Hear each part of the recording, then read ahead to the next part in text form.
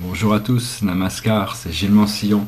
Et je viens à vous aujourd'hui pour discuter brièvement du monde angélique et archangélique. En voulant, c'est pour ceux qui connaissent ou qui comprennent ou qui voient l'intérêt de connecter avec les anges, parce que je connais beaucoup de gens qui sont spirituels, religieux, mais qui ne veulent pas entendre parler des anges, parce que il n'y a que Dieu qui compte, et les anges, ça n'a aucun sens de communiquer avec eux. Moi personnellement, c'est pas du tout ma vue est je suis très connecté avec mon ange gardien, avec mes anges gardiens, avec le monde angélique, à travers les archanges aussi, et donc c'est une force indispensable, essentielle pour moi. C'est vraiment la main de Dieu qui exécute tout ce qu'il y a à faire dans l'univers. Les anges sont là, sont vraiment ceux qui font que les choses fonctionnent, et donc c'est des présences qu'il est important de communiquer avec eux, leur demander ce que vous voulez, parce que ils sont toujours présents, mais ils ne peuvent pas agir si vous ne leur demandez pas d'agir. Donc par contre, vous pouvez appeler les présences angéliques pour pouvoir vous assister dans toutes toutes ces choses terrestres, parce que quand il y a les anges qui sont connectés à des situations, les choses sont généralement plus faciles. Tout le monde a dû un jour ou l'autre passer par des moments où il y avait vraiment, on se demandait comment les choses pouvaient se passer aussi bien, aussi facilement, et donc généralement c'est qu'il y a des anges qui sont derrière là et qui font que les choses fonctionnent bien. Donc essentiellement les anges n'ont pas de forme et d'aspect, malgré toutes ces formes qui ont pu être représentées dans la peinture de la Renaissance. Ce sont des étincelles de lumière divine qui sont reconnues par leur qualité unique et qui ont accès à un champ de fréquences qui leur permet de travailler dans tous les domaines d'activité de l'univers. Ils sont même jusqu'au paradis. Les anges existent jusqu'au paradis. Ça commence au palais de planètes, et puis ça monte. Ça va commencer par les créatures médianes, les chérubins, les salobins, les séraphins, les séconaphins, les tertiaphins, les omniaphins, et puis les grands supernaphins du paradis. Ça, c'est juste des noms qui leur ont été donnés, mais c'est des ordres spirituels. Donc les anges sont des êtres ascensionnels comme nous, bien qu'ils ont été créés quelque peu supérieurs.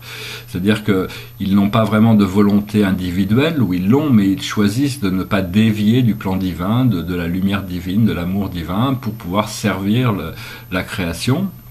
Donc ce sont des personnalités discrètes qui sont très très très intelligentes, pour être reconnus comme des génies mathématiques. C'est des êtres aussi qui ont beaucoup d'humour. Ils travaillent très très bien ensemble. J'ai un contact, mon ange gardien, c'est la liaison entre moi et tous les autres esprits qui peuvent travailler avec moi. Donc je pense que tout le monde peut aussi communiquer avec son ange gardien, parce que c'est une présence qui, bien que ce soit quand même des présences assez éthérées, ce sont des présences qui sont très très présentes et qui ne vous laissent jamais seuls, quoi. Donc vous pouvez toujours les appeler, elles sont toujours là. Généralement, un ange gardien va se présenter, si on est un homme, plutôt de manière féminine, et si on est une femme, plutôt de manière masculine, bien qu'il soit au-delà de la polarité. C'est des présences indispensables qui font pratiquement tout fonctionner.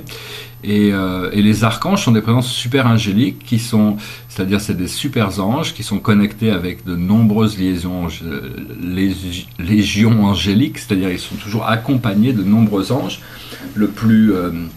Peut-être le plus connu, le plus actif, énormément, tous les archanges sont actifs, mais il a été révélé qu'il existe 800 000 archanges dans notre univers.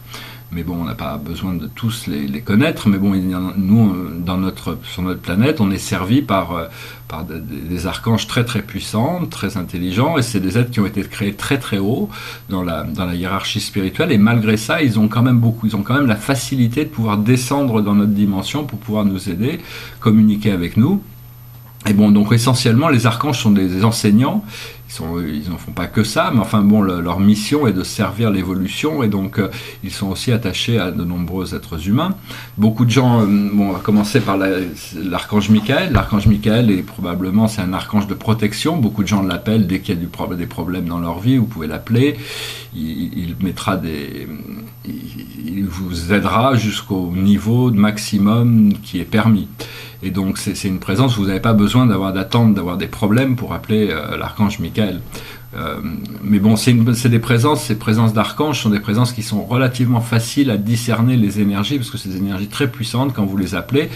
au fur et à mesure, vous commencerez à discerner, reconnaître les fréquences des archanges quand ils passent. Et il est utile de tous les jours d'en appeler un certain groupe, par exemple 7 ou 8 ou 9 ou 10, mais tous les jours les appeler pour commencer à travailler avec eux. Ça ne les gêne pas, au contraire, ils veulent créer cette connexion.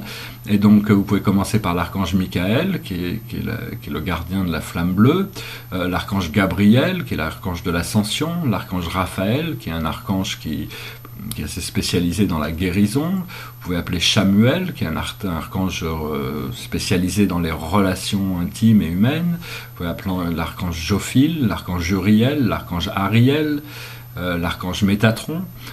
Tous les archanges que vous connaissez, vous vous sentez confortable, vous pouvez les appeler régulièrement, parce que bon, ils sont quand même une force relativement indispensable pour arriver à accélérer notre vibration.